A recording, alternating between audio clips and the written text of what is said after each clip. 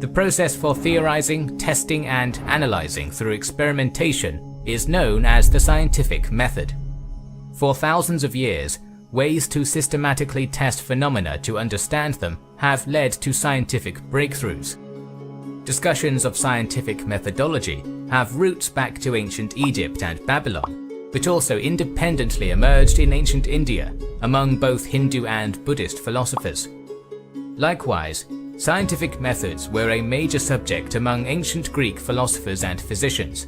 Most important would be Aristotle, who developed methods of both deductive and inductive reasoning, and the often underappreciated Democritus, who wrote extensively of the existence of atoms, an object of matter which could not be broken down further, breaking reality into its constituent parts.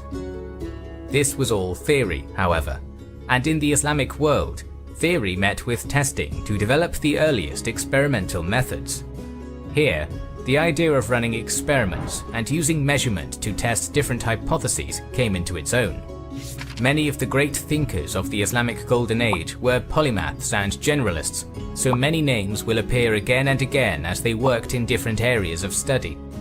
One great developer of experimental methods is one of the great minds of the age, Hassan ibn al-Haytham. Al-Haytham was born in what would be modern-day Iraq, and did much of his work serving as a vizier or political advisor to the Buyid Emirate. Using logical reasoning, combined with empirical experimentation, he disagreed with many Greek philosophers on the nature of light and vision, which we will discuss later. Al-Haytham saw himself on a quest for truth above all else, noting that it's difficult to find a hard path to make the journey. He practiced a process of relentless skepticism and finding the truth through observation. This thinking is an early form of positivism, or the theory that knowledge about natural phenomena can only be derived through observation and reason. Furthermore, Al-Haytham's writings indicate a form of using the principle of Occam's razor, or choosing the option with the fewest number of assumptions when selecting between different explanations for phenomena. He often pointed out frustration with the lack of development of such thought in ancient Greek texts. What Al-Haytham did through his work introduces the idea of induction to scientific methods.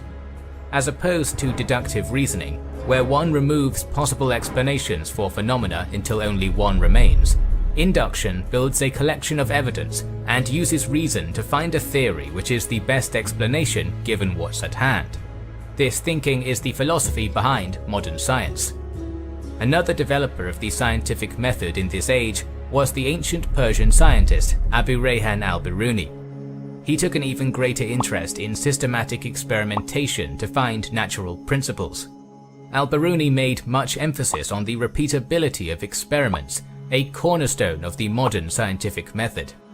He showed concern with making sure to prevent bias in observation, and so often repeated experiments many times. Al-Biruni desired to make averages of outcomes to compensate for the errors inherent with tools and the humans who used them. These advances would found the basis of scientific development throughout the Middle Ages, and the scientific method would not go through further development until well into the 12th century, 100 years later. Islamic scholars also made marked developments in the area of mathematics. In many cases, they built upon scholars from around the world to cross-pollinate some of the most foundational parts of our understanding of numbers. We can start with the numbers themselves.